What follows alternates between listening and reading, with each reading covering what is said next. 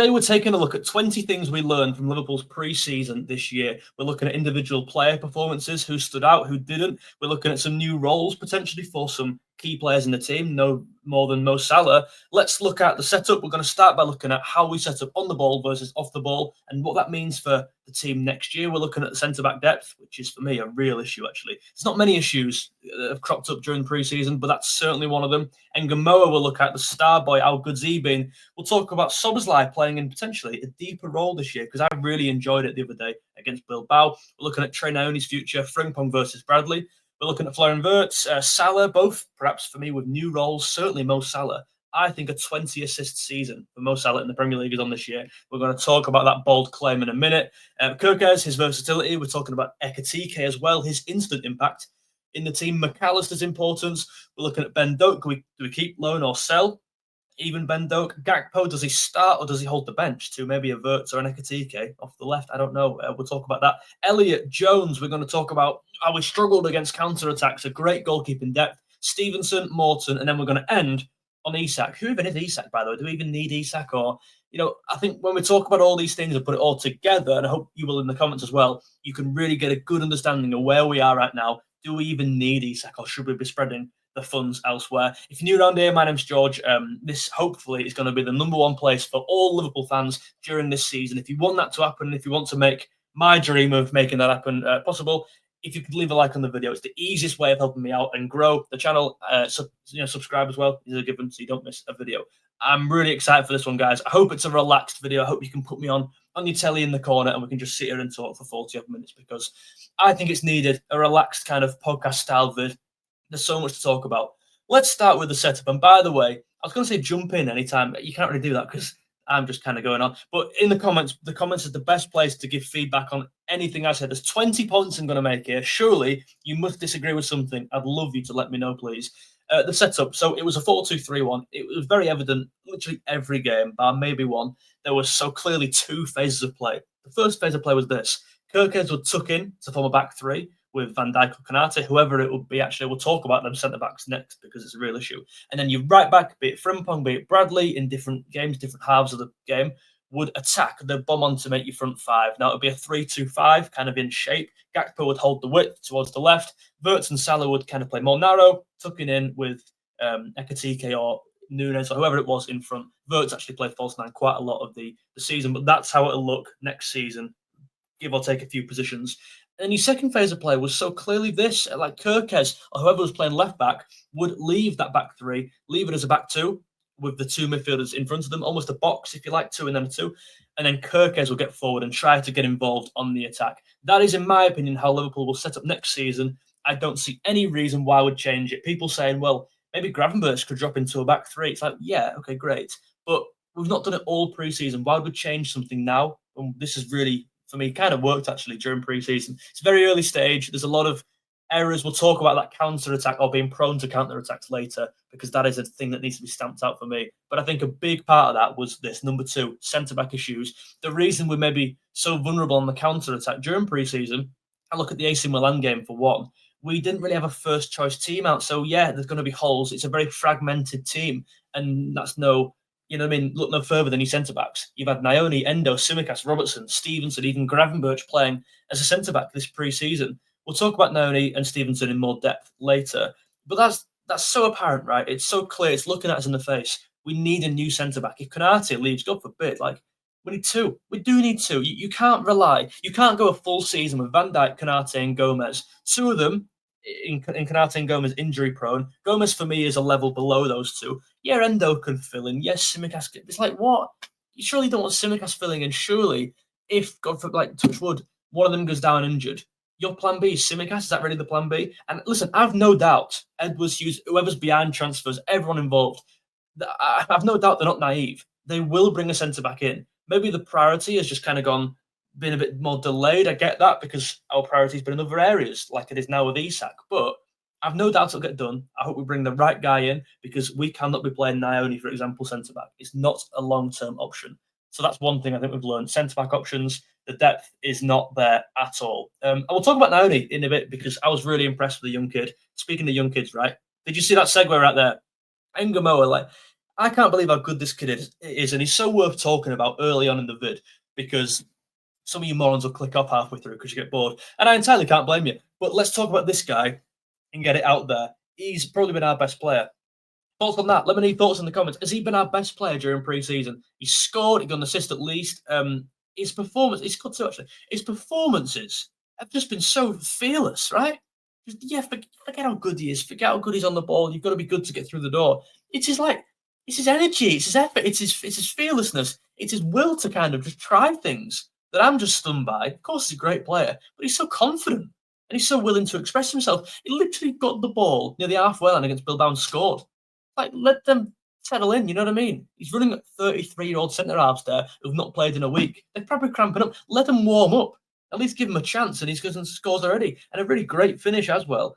Some of his play early on in pre-season against Preston was really impressive. It looked so lively down that left-hand side. Like, he's always looking to get one over his fullback. And we need to talk about the depth off left wing. Has he had a good enough pre-season? For me, the answer is yes, by the way. Has he had a good enough pre-season to cement that second choice left wing slot, make it his own with Diaz leaving? I think so. I think it's important. He's not thrown into the deep end. Can he walk? Can he walk before he can sprint? I would say, yeah, to an extent. Obviously, he's shown what he can do. But even still, if you throw him into a Champions League night under the lights, is he going to crumble under pressure? We don't know. I don't think he's the kind of, I was going to say guy, he's a lad. I don't think he's the kind of lad to do that. I think he's shown in abundance his confidence. I think he would thrive under the pressure, actually. And having him as a second choice behind Gakpo, he can learn from. Maybe a bit of competition there as well for Gakpo. Gakpo will be like, this kid's no joke. Gakpo trains with him every day. Just because he's 16, don't mean Gakpo's position secured, right? We'll talk about Cody in a minute. So I'm really liking having him as a second choice option. He's been unreal all pre-season, and I think for me, he's been our best player. Let me know in the comments down below. I am just buzzing to have him in this club. Generally, what a great watch. Among everything, like, we're football fans, we want to be entertained, edge of our seat. He does that, and anyone in our team, maybe Barberts, who I absolutely love. Let's talk Szoboszlai. Now, I put him early on in this vid because I'm not really ranking him as such, but it's kind of fresh on my head because it was Bilbao 2 days ago. He played as a number 6, or at least a holding midfielder or a defensive 8, right? And I really liked that. I liked how he was coming deep to receive the ball in between the centre halves. He was coming deep to receive it in between Kerkez and Endo. And I really liked, actually, his relationship with Kerkez. Like, you can tell straight away. I know it's a very basic point of, it's not very nuanced, this football analysis here, but you can tell him and Kerkez are Hungarian teammates, like they're pals. You'd think they've been playing with each other for years. I mean, they have with their country, right? But they're just so clearly in sync. They're so clearly playing the same game. They know exactly where each other are. And I loved their link up against Bilbao. I think that's going to really work next year, guys. That kind of quarterback role he was playing, them long diagonal balls, he's so capable of playing. Not that maybe McAllister isn't, or someone is, but I just think he is maybe. I don't think actually, no, I don't think he's better at progressing the ball up the pitch. That is McAllister's game, but he's certainly better at covering ground. He's certainly more of an athlete. He's got that kind of bite in him, that kind of aggressive Gerrard kind. You know, when he puts a tackle in, he goes through you like Szoboszlai. He's got that side to him, that kind of edge, which I really like in there. Which I don't think actually Gravenberch has all the time. I think McAllister does. Maybe that's just him being a South American midfielder and he can give a bit, but I really like what Szoboszlai was off the ball. He was up front off the right at times. He was defending off the left. It was like, how much energy has this guy got? And as a DM, as a number 6, he's probably got 80% of the attributes you would need there. Maybe barring the defensive awareness. I think one problem is that. I think one problem might be his ability to control the ball back to goal. I think that is maybe an issue, but not that he can't do it, of course, but he's certainly better looking forward, going forward, than he is going back and receiving it with his back. They're my only points, but I think it's a really exciting option to have in a world where maybe McAllister might not play as many. Maybe Gravenberch, for example, played too many games last year. Having someone like this to rotate in along with Curtis Jones, who we'll talk about, it's very nice to have. Let me know your thoughts on Szoboszlai. Would you play him as a 6 next year, or would you keep him as that 8? I'm undecided. I think it's great he can play in both. Also, attacking midfield, like, this is a man who's very, very versatile. Also, right back. He played right back against Stoke. He filled in right back the other day against Bilbao, I think, towards the end. He's so versatile, and he gets across so many areas of the pitch so quickly and effectively. We're on at number 5, but I'm really enjoying how this is going. This is exactly where I wanted it to be this vid, just more relaxed. And you know what I mean? If you're enjoying it at this point and you're not smashed a like, make sure you do it now. Trey Nyoni, someone in my comment section disagreed with my point here, and that's fine. We all see the game different, right? I was absolutely stunned by Nyoni against Bilbao. I thought, Bilbao, what game were we on here? No, against in the previous game before that, against the Japan, was it Japanese side? What game did he play centre half? Am I going insane? It wasn't the previous game. I feel like every game's been blurred into one, and I've literally spoken about this every day since it happened. So sorry. When Nyoni dropped into play centre half, I was stunned by that. I thought, what? He's 18. The maturity he played with, the kind of that head. I mean, to have an 18-year-old with that level head, with that much composure on the ball, stunning. He's not a centre back. He's a midfield, but he's a box-to-box midfield player. He was so good against Stoke. He made some great passes against Preston. He was great. I loved his link up with Engamoa in his actual position when he did play number 8. But I was just stunned by the fact he was thrown in at centre half and did a very good job. Yeah, he wasn't amazing. Yeah, he probably wasn't better than the guy next to him, but the guy next to him wasn't even like, it wasn't a Van Dijk or it wasn't a someone else. He was playing next to one of them makeshift centre halves we spoke about before. So he's done a great job, and surely just the fact he's been thrown in there and the fact he's come out alive is a success. I mean, to be fair, he did get injured, which is probably a reflection, actually, and an indication of how many games he did play and how many minutes he did play in pre-season. And that's surely an indication of how much Slot is willing to play him next season, right? You play players in pre-season if you're going to play them in the season. And the fact he was played that many games, even pulled up with a hamstring injury because he played so many games, that's a good thing, isn't it? Of course it is. And he's got that number now. The 42 number is obviously an upgrade from 98. It's not been given number 10 by any stretch, but surely that's an indication of an upgrade, of a bit more trust in Nyoni, which I think was coming. I think it was coming. He had a decent season last year, from what I'm reading in the academy of the under 20 whatever team. He's one of the key players, and he will feature more this year. Mark my words, he has a bright future, this lad. That's my number 5. Number 6, I think Bradley and Frimpong will play a 50-50 role next year. In that first picture with setup, etc., I put Bradley in there. I think Bradley will start, certainly in the bigger games, your Man Cities, your Arsenals, etc. I just think because he knows what it takes, Bradley. And I absolutely love, I've never actually seen, I think he might be our most hungry player in the team. I just think in terms of attitude, he's got it nailed on. And I mean, Bradley had a tough year, by the way, in terms of his father tragically passing, in terms of one of his best mates tragically passing. I can't believe, like, this young lad, the character, the head on those shoulders is so commendable. Like, he's almost my age, Bradley. In fact, I get compared to him quite a bit in terms of looks. He gets compared to me, basically. No, but I'm just thinking, wow, like you've not been first choice at any stretch of your Liverpool career. Always underneath Trent. But then look at him now. He's almost first choice. A lad's come in from Leverkusen, won the league a couple of years back, unbeaten. It was a massive part of that. And I still think Bradley's first choice. I think what a journey he's had at Liverpool. Them games like the Real Madrid game last year, he really brought it. That tackle he put on Mbappe, I'm still seeing in my dreams. And I really think just because Frimpong came in from that amazing Bayer Leverkusen team and he's really quick and he catches your eye, Frimpong, I don't think it's as simple as he gets straight in this team. I think Bradley's going to absolutely fight for that. If he's a character to go by, which he is, he's going to, my word, make that position his. He's going to at least he's going to let Frimpong know, do you know what I mean, that I'm here, you best perform. So I think it'll be a 50-50 split. And I think actually, depending on the game, depending on the opposition, and stylistically, I think we pick and choose based on that. I don't think we choose so much who's playing the best at the time. I don't think we'll pick it on form. I think you can use Frimpong in games where maybe in the first game of the season you play Frimpong against Bournemouth, who like to press you in your own half. You have to kind of play more counter-attack football. I think Frimpong could be utilised there. But I just think Bradley against a Man City, yeah, they've got a Doku maybe, who Frimpong is quick. He could recover back and defend against someone like Doku. But I do think Bradley is better defensively, 1v1 from what I'm seeing. And he also knows what it takes in the Premier League in big games. Not saying, again, that Frimpong won't and isn't the character to do that, but I've seen it from Bradley. I know he can. You know what I mean? So for now, give Bradley more games. But that's just my opinion. And I think actually it'll be a 50-50 split. Let's talk. Let me know your thoughts, by the way, on this. It's quite a hot topic, actually, them two, really. Number 7, Verts must come deeper. I feel so passionately about this now because I had Verts off the left in my team. I had 4-2-3-1. McAllister, Gravenberch. I had Szoboszlai in front and 10, Salah off the right, Ekitike up front, and Verts off the left.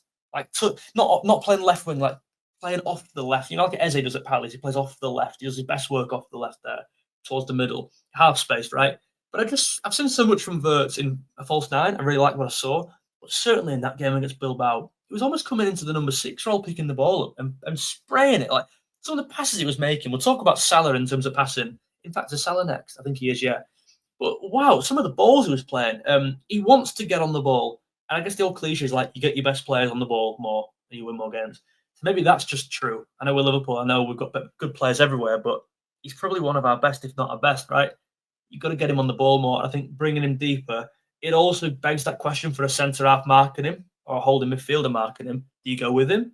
Do you go with someone else? Do you mark Salah, who's just equally as dangerous off the right? We've got so many options and there's so many threats coming from so many places now. It's almost like who do you pick up? And so we'll just talk about Verts there. Keep it brief on Verts because there's so many videos going to be coming on. Guys, oh, back. What the hell? Yeah, speaking of threat all over the pitch, we have to talk about Salah and this new role we'll speak about in a second. But let's just look at Mane and Salah, right? You know when no, let's start with Diaz. When we had Diaz and Salah, at times people would double up on Salah because he was that good, and Diaz would almost be free, right? Which didn't really work for oppositions. I would say that. But when we had Mane, you just couldn't double up on Salah because if you doubled up on Salah, you hold on, Mane's there free, and Mane's just as dangerous as him. So Mane would remember that season Mane had where he was unreal, probably better than Salah that season because there were two men on him all the time. They were taking a centre half off Mane and putting them on Salah. Therefore, Mane had loads of room to go and score. And I just don't think, actually, you could do that this year because of Verts. If we sign Isak, even more so. Ekitike, Gakpo, there is more quality than ever across Liverpool's attack. The truth is, like, in terms of depth, by the way, Mane, Firmino, Salah are a better front three. And probably will be a better front three than whatever Liverpool can put together this season. But in terms of depth, like your first five or six attackers, right now it's like it's serious. You know what I mean? Like when we had maybe an Origi who I loved, but or a Shaqiri or them kind of names. But now it's like, what the hell? If we sign Isak Ekitike, Engamore off the bench, play that Ben Doak, Salah, Gakpo, someone's like, and what the hell? That's not real, that. It's like Salah is, for me, gonna get them numbers again because of that reason, because there's so many more threats coming from other areas. Centre halves is going to be occupied by other players, right? And Salah, I think, is going to have more room, firstly. I also think he'll have more room because you've got fullbacks like Frimpong wanting to get forward and exploit that space. Sorry. We saw in pre-season actually at times the fullback was rotating with Salah. You know how Salah, if your striker was here, Salah would be like there, and your fullback would be wider naturally because it's overlapping. But at times in pre-season, Bradley's been here and Salah's been wider, and I'm liking his relationship with these two fullbacks. Certainly, Frimpong in that final game, the way they can rotate and exchange, and I think that makes it so tough to mark whether you're a 4-5-1 formation and your wingers drop back to make kind of a six, which we see a lot against Liverpool. You're playing that low block, or even a five. Salah cannot be doubled up on this year, and I think he'll have a great season. But this new role I've spoken about here, I just think, yes, did Salah score? He did score against Bilbao from Ekitike, who we'll talk about in a bit. But I don't think the goals are going to absolutely fly in like previous seasons. No doubt he'll probably still score 20 now in Salah. But I just think in different areas of the game, he's going to absolutely thrive and shine. And I think no more than playmaking. His playmaking ability this pre-season has massively come through. I think for all them reasons I've mentioned. Yeah, we're playing worse teams. We're playing your Stokes and Prestons and the team in Japan's of the world, right? However, it's like there's so much room, and there's so many runs into the box from that second phase where I spoke about Kerkez getting into the box late. I spoke about Gakpo. You've got Ekitike in there, maybe even an Isak. Verts playing false nine. Szoboszlai's late runs. There's so much going on. And Salah's good enough to play them balls. And against Bilbao, some of the passing on show there, that display was just absolutely unreal.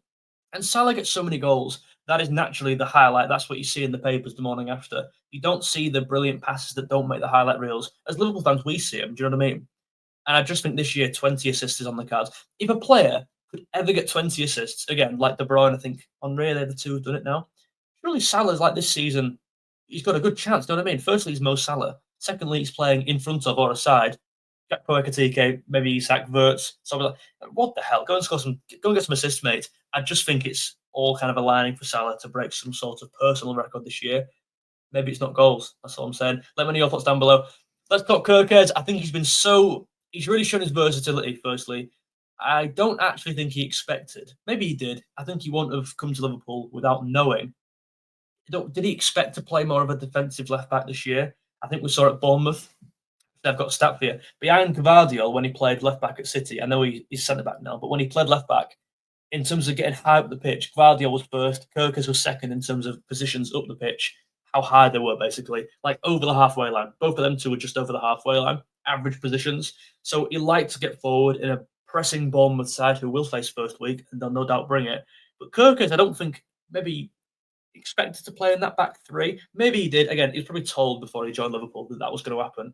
And with Frimpong and Bradley the other side, certainly Frimpong, it couldn't be swapped. Like Frimpong couldn't tuck into a back three whilst he attacked. It just wouldn't work. But that's where his versatility comes in. And that's why I've been so impressed with his discipline because he knows when to hold that run. He knows when to go. And at times, Yeo have been exposed to counter attacks because he's gotten forward too much. But I don't think that's on him. I think that's on a lot of things. As I mentioned, we've never had a first 11 out there. We've been very fragmented. It's only a pre-season. So, like, we're so early on in this system, this new system with 5 new players in it. You're going to get holes and mistakes and gaps come up. And it's not on Kerkez that a lot of the goals came down that side, certainly against AC Milan.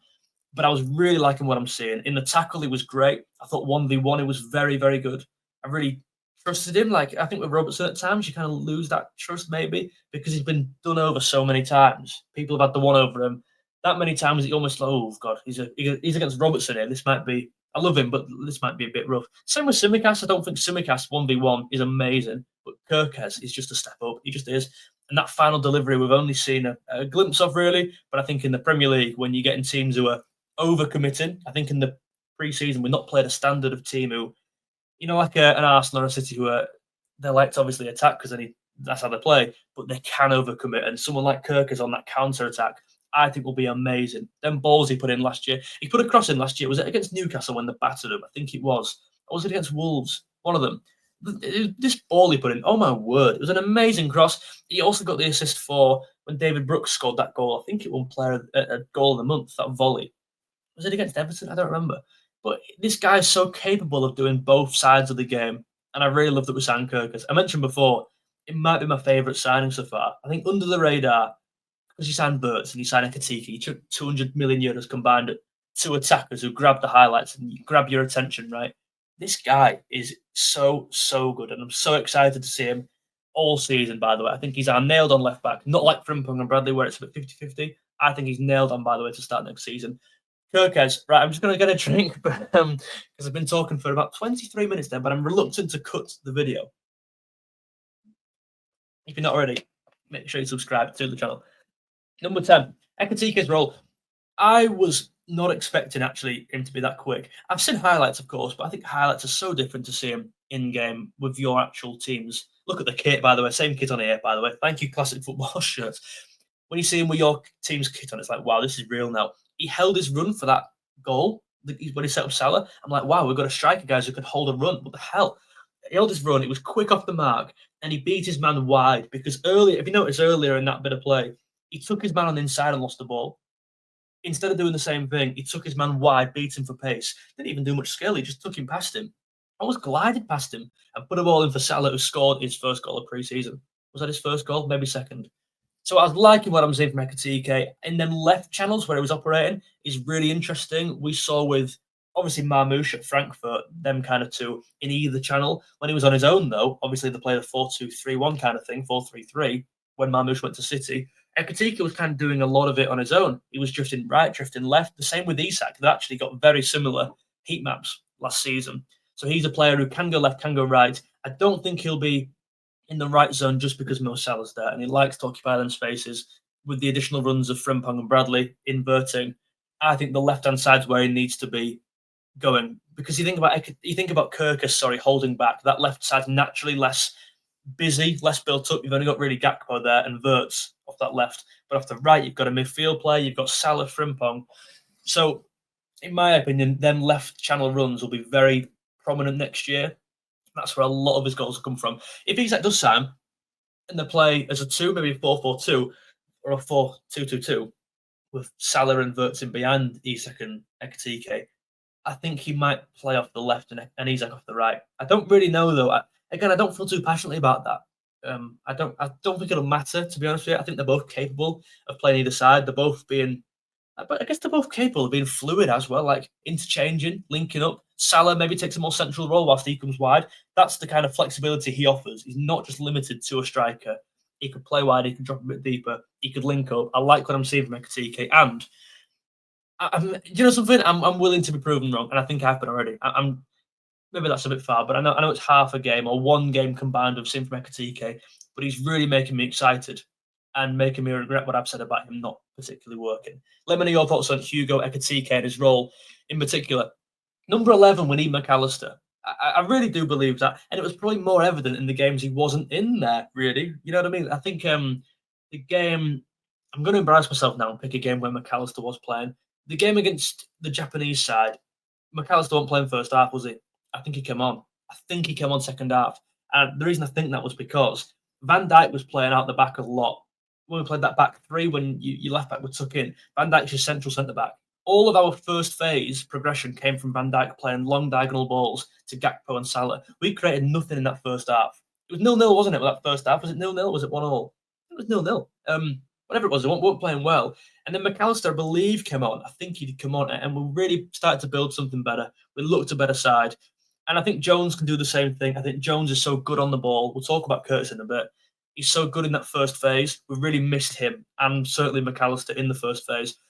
Have you got any thoughts in the comments on McAllister's injury issue? Like, I know he's been used sparingly in pre-season. He's almost been eased in.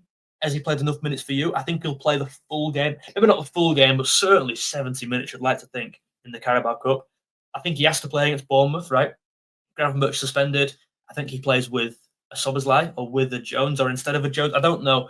I just think he has to play a lot of minutes against Palace in the Community Shield to make up for the lack of minutes he's played in pre-season. I was actually surprised that he came off so soon against Bilbao, personally. Let me know your thoughts, but I think it's so evident that McAllister is so important to our team. And people dropping McAllister out of their starting 11s for next year, I think you're in cuckoo land. I think he's one of our best players. He's certainly our best midfielder, and he makes everything tick. That's my number 11. Number 12, let's go back up front and we'll talk about another young lad in Ben Doak on the other side to Ngamoa. Is he our backup right winger now?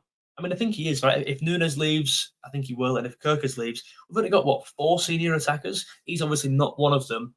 He's coming in as a youngster, but my mate who's a Borough fan was so impressed by him last year. I think he can do I think he can just do a good enough job to play backup. Can he do what Chiesa did last year? Of course he can. I just think he can. Like, that wasn't particularly strenuous. Like, Chiesa was barely used last year. You look at the AFCON time when Salah's leaving, how many games is that? 4 games he's missing, or a month, whatever it is. People are saying, well, Frimpong could play there, and I get Frimpong covering at right wing. When you got Ben Doak there, who's good enough, surely you just play him there, or you play Szoboszlai. I don't know. I think Ben Doak offers something really nice. He's obviously got a very high ceiling. I look at Tyler Morton leaving to Lyon. We'll talk about him in a minute as well. I just think someone like Ben Doak's ceiling is way higher than someone like Morton's. He's got that kind of raw attribute, that pace. It's just so frightening. He's probably the quickest player in our team behind maybe Frimpong. I still think Salah's rapid, by the way. His age thing's nonsense. But he's so fast. His acceleration's great. One issue with Doak, maybe it's that tunnel vision aspect. He's quite, right, the goal's there, gone against the box, let's try and get a shot away. Like, maybe it's a good thing. I like how confident he is, and I would clearly back his own ability. In front of goal, not the best. And I also think, again, that tunnel vision, if you've got 3 men near you and you go, right, let's get the goal, maybe they're in a better position. Maybe he didn't pass his shot. He got a goal, actually, in the previous game, didn't he? Somehow it went in. I just think people need to not be so harsh on Doak. A lot of people saying he's not great, which I think is harsh. He's a young player. He's going to improve. The more he plays, the more he gets into them areas, the more confident he's going to be, and the better his shot selection is going to be, and his choice selection. But as a backup, I'm not saying starting, but in the cup games, you certainly play him. Last 10 minutes of a game, ease him into the Premier League. He's made such a massive role in Borough's side last year in the second division, right? He can play football. I don't understand why people think he's overrated. I also think a massive part of it is the guy who's keeping him out of the team's Mo Salah. Like, what the hell? In terms of if Ben Doak actually comes in and plays well, so what? He's never getting his position. He's never starting over Salah. That's a big problem for me as a right winger. And I actually think that was if you look at our right backs over the years, like certainly when Trent was here from 2018, there was never anyone backing him up. Yeah, Gomez was there, you had other players, but there was never anyone properly backing him up. Like, Trent, if you have a bad game, someone's going to come in and take your place, until Conor Bradley came in. And then Conor Bradley actually ended up like, oh, okay, this is like a 60-40 split now. Do you know what I mean? So I think that's a real issue for Doak. He'll never earn that place. Maybe a loan, therefore, is better for him to try and get a first team slot somewhere else. which he did last year, and he seemed to thrive. Let me know your thoughts on Ben Dokes. Do you loan him? Do you keep him? I would keep him, to be honest with you. But I think a loan is certainly rather a loan as opposed to a sell. We need to keep all of this asset. Number 13 for me, Gakpo. Again, I'm kind of blaming myself here because in my team, I had Verts towards the left. I told you that. And Gakpo to the bench. This is not to say I don't rate Gakpo. It's not to say I wouldn't utilise him. He'll be a massive part of our team next year. He was last year. We won the league and he was our best left winger. Was he better than Diaz? I think he was better in front of goal. And he scored some really important goals for us last year. He's a different player to Engamoa, which I absolutely love. I love wing backs. Wing backs? I was going to say I love wingers and fullbacks who are different to each other. You've got two of them, but they're a bit different. Robertson's maybe more defensive than Kerkez, or he's going to hang back more. Bradley's going to invert. Maybe Frimpong's going to overlap, or he's going to maybe come inside and try and get a shot away, whereas Engamoa's going to try and beat his man, go wide, then go inside. I like how we have so many strings to our bow there off the left. And he's a very different player to Engamoa. Different in frame, different in age, different in career, where they are. Like, Gakpo's in his prime now. Engamoa is not. Engamoa's very hungry. Gakpo has maybe got a bit to prove. I think a few people, maybe not doubted him, but a few people certainly didn't pick him for the starting 11 last year. And I don't even know if I would have. I know that's controversial. I loved Luis Diaz. A bit of personal bias there because he was my favourite player in the team before he left. I'd have started Diaz last year. Diaz going into this year if he was still here. I really would. Nothing against Gakpo. If you think about it, right, Gakpo's the best left winger in the league. Who's better, Gordon, Semenyo, Doku, Mitoma? The names aren't amazing. Martinelli certainly isn't. So Gakpo's probably the best player in his position in the league. So there comes a bit of pressure on that, I think. It's almost a time to shine. That's what I mean by the pressure. It's not on Gakpo. It's just where he is in his career and certainly where this team is. Like, we've just signed Verts and Ekitike. Maybe that's a bit daunting to be one of the old boys in this team with Mo Salah. You're probably the fourth best attacker we've got, maybe on paper. I don't know. Prove me wrong. I think right now he's probably better than Ekitike. But he's just come in for 80 million euros. It's like, that's a big kick up the arse. Like, wow, if he plays bad, he's going to lose his place. I've no doubt Arne Slot will keep him in won't drop him. I don't think any position in the team should be undroppable, in my opinion. And with Engamoa breathing down your neck at this, 16-year-old lad, this hungry kid, where's Gakpo's place? For me, he probably starts. I just don't know where you get it. I mean, I say he starts and I can't even name the team because I can't get him in. But it's a great headache to have ultimately. He'll play a massive part next season. It's just about where you get him in. Let's talk number 14, Harvey Elliott's future. I saw a link with RB Leipzig. I spoke about it in the 5 p.m. stream today. If you're new around here, I do a stream most days, some at 10 a.m., some at 5 p.m. Make sure you subscribe and turn your notifications on so you don't miss that one and you're updated when I go live. Harvey Elliott's future, I think Leipzig are in for him. I saw a few Premier League sides in for him. I think West Ham at one point. Certainly Spurs with a few of their injuries. I think Maddison's out for the season. Don't know how long Kulusevski's out for, but they could do with an attacking midfielder. Maybe Harvey Elliott's the guy. I saw Brighton linked a while back. I don't see a future at Liverpool for Harvey Elliott. I mean, that sounds really harsh, but I'm not in that way. I just mean like he was seen like clapping all the fans, doing a lap of honour after the home game against Bilbao. That says a lot about his future. I don't think, again, I disagree with someone in the comments, and that's absolutely fine. Get involved in comments. I disagree with someone saying he thought he had a good pre-season. I really don't think he did. Was it AC Milan? Yeah, the pitch was crap, but was it that game? I feel like they've all blurred into one. I thought he had a poor game. Maybe it wasn't AC Milan. But I don't think he's had an unbelievable pre-season. I certainly think Jones has been better. And we'll talk about Jones now. I don't think Harvey Elliott I don't think he's got any time left at Liverpool. It sounds really harsh. I mean, obviously, I've got to thank him for what he's done. He's given us some great memories and he's been involved in a great team who we'll never forget, right? And he's got some good goals. Like he's cropped up in big moments, Elliott. I just don't think that level of potential has been reached. I think that's fair to say. I think that is fair to say. He's leaving for what, maybe 35 million, 30 million, homegrown player, loads of potential. If you told me 4 years ago, would Harvey Elliott leave for 35 million? I'd have probably said, and the rest. But we are where we are. I like Elliott. I think he's great. I wish him nothing but the best, by the way. I just don't think. I think the thing is now, like you look at his position, is he a right winger? Maybe, but he's not quick enough to beat a man. He's certainly not playing over Mo Salah. Is he a number 8? For me, he's not physical enough. He can't defend as well as our number 8s in the team. So he's not in there because of that. He's our 4th, 5th choice number 8 or 6. He's certainly not a 6. Number 10, is he number 10? Well, yeah, I guess off the right, but we just signed Florian Wirtz, 115 million. We've got Szoboszlai, we've got players who can play there. Ekitike could drop, and he's like 4th choice in there. He's got no real place in this team. So I like him. When you try and work it out, where's his role? Let me know, by the way, in the comments if you like him. but let me know where your role is. Like, try and convince me. Try and convince me that, yeah, we should keep him. Yeah, we should give him another chance. And yeah, he should play over this guy because I don't think there's a guy he should play over. We talk from one Englishman now to another. And Curtis Jones, I think, is underappreciated. I think he's had a good pre-season. We'll speak about Morton in a bit, because Morton as well, 3 English players there who have all played a decent part in pre-season, as is Nyoni, but all midfielders, all English. I just think Jones offers something entirely different from everyone else. And I want to speak actually here about the Bournemouth game. I'm going to do a full preview on this next week, so make sure you subscribe for that. I don't hate the idea at all, of Jones starting the Bournemouth game. First week of the Premier League, first game, sorry, set the tempo. Gravenberch suspended. There's your position there. Have that position. You've got 70 minutes there to go and earn your place. And listen, do I think one game is enough to earn your place for the entire season? No. If Jones has a good game against Bournemouth, is he going to play every game from there on in? Probably not. It's one game, right? And our midfield are bloody good. Like, if he scored 5 goals, then maybe fine. But you do well to get in over one game because of one game. I just think if you could handpick a game to play Curtis Jones in any game, is it not Bournemouth at home? Now, with respect to Bournemouth, right, they've lost 2 of their best players in Kerkez and Hoyce, and 2 defenders. They're coming away to Liverpool, who, with respect, Liverpool are probably favourites for the league, or certainly top 2. They're at home, first week, tend to get a result like Bournemouth. It's a tough fixture for Bournemouth, but they're a side who press. They like to go on the front foot. We saw it with Kerkez last year. Like, we've all watched Bournemouth because of Kerkez at the back end, certainly. We know how they play. We know how they're going to come for us. And they're fearless. Like, with respect to them, they're probably not aiming for certainly Champions League, maybe Europa League, maybe top Conference League if they can get in there. That's probably their aspiration next year. But they're not going anywhere further than that. Like, they know where they are with this game. It's a free hit for them. It's first week. You look at the Ipswich game last year away. That was entirely a free hit. There were different factors there. I mean, it was the first time back in the Premier League in a while. Home game as well. The fans were right up for it. I just think Bournemouth are a team who are going to come for you. Jones is great at ball retention. He's so great at keeping the ball, progressing up the pitch. He's very press resistant, right? And Bournemouth are one of the best teams in the league on the press. And in terms of playing out the back, I think Jones could be really useful there.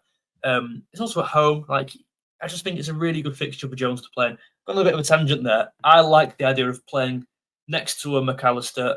Then you play Szoboszlai for the last half, or for the last 30. You play Endo for the last 30. But then again, speaking about Szoboszlai before, I'm really passionate about that number 6 role for him. So maybe McAllister and Szoboszlai is the way to go. I don't know. I'd love to hear your thoughts in the comments. But as I say, we'll do a full match preview in a couple of days. The picture of Gravenberch here is not on him at all. It's just to signify, maybe, I don't know. I don't know why I used him. It feels a bit harsh. We struggled against counter-attacks, certainly in the first couple, certainly against AC Milan. And that was the standout game. I don't think you should really worry too much about it. And I put it in here to kind of shut down a lot of the things I'm hearing, because people go, well, we've overcommitted. We're really crap on, we can't play this. We can't play 2-2-6 on the ball.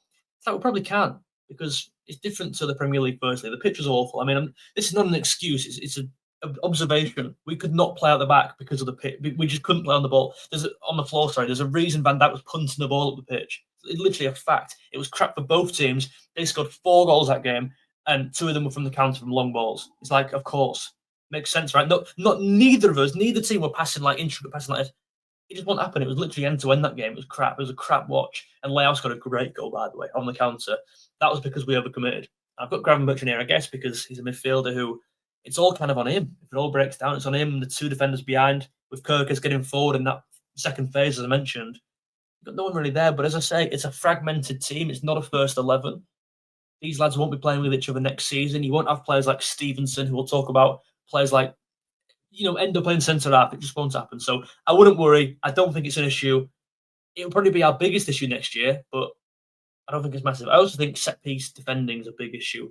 I don't think you should read into that Bilbao second one when it came off Gakpo's face.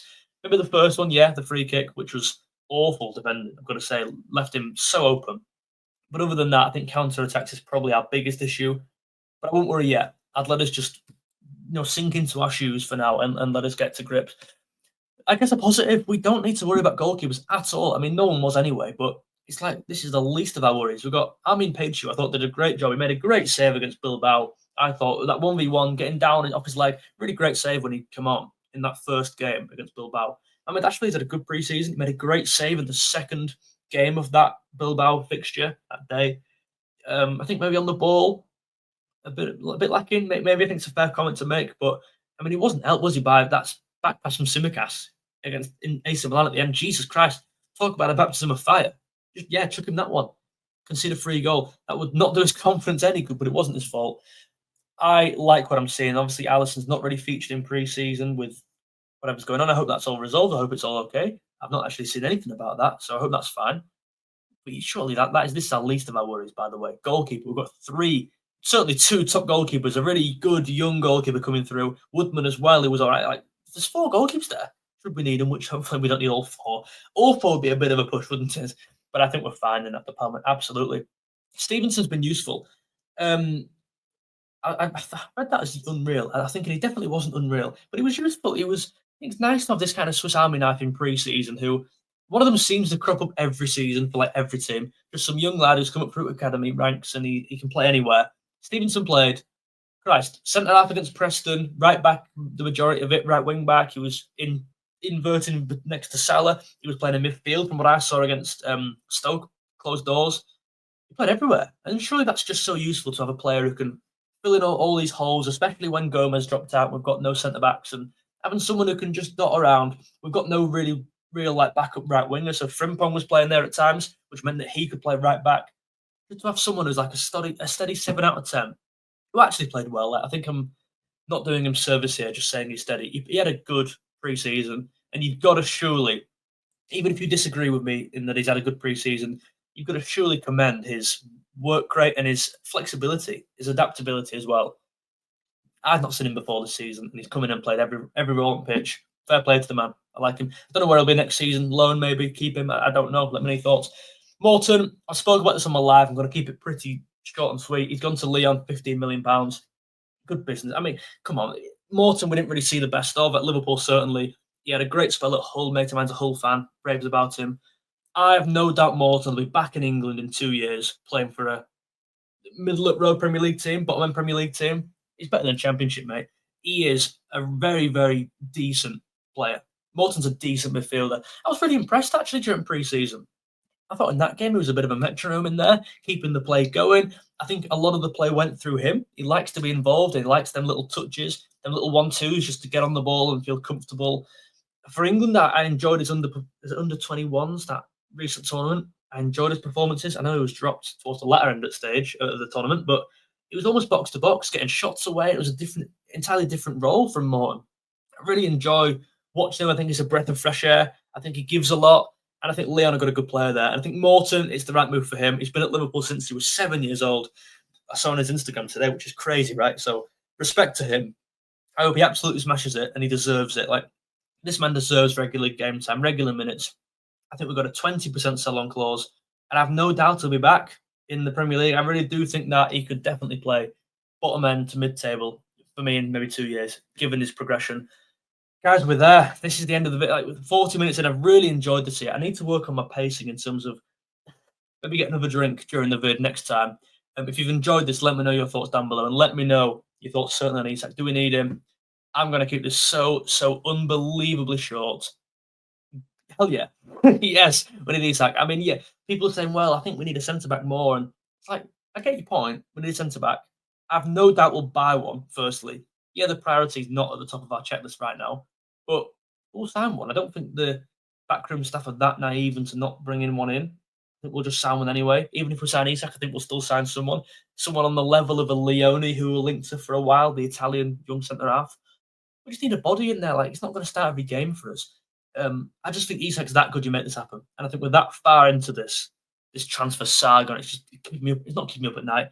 It's sending me to sleep. So it's doing it. I'm bored of it. I just think you're that far in. Why pull that now? You know what I'm trying to say? Let me know your thoughts on Isak, and let me know your thoughts on if you want all 20 points here. There must be something you disagree on, and I'd love to hear it in the comments. My name's been George Cave, and this has been the George Cave LFC channel. Make sure you subscribe so you don't miss another video. Next one, guys. All the best. See you later. Bye.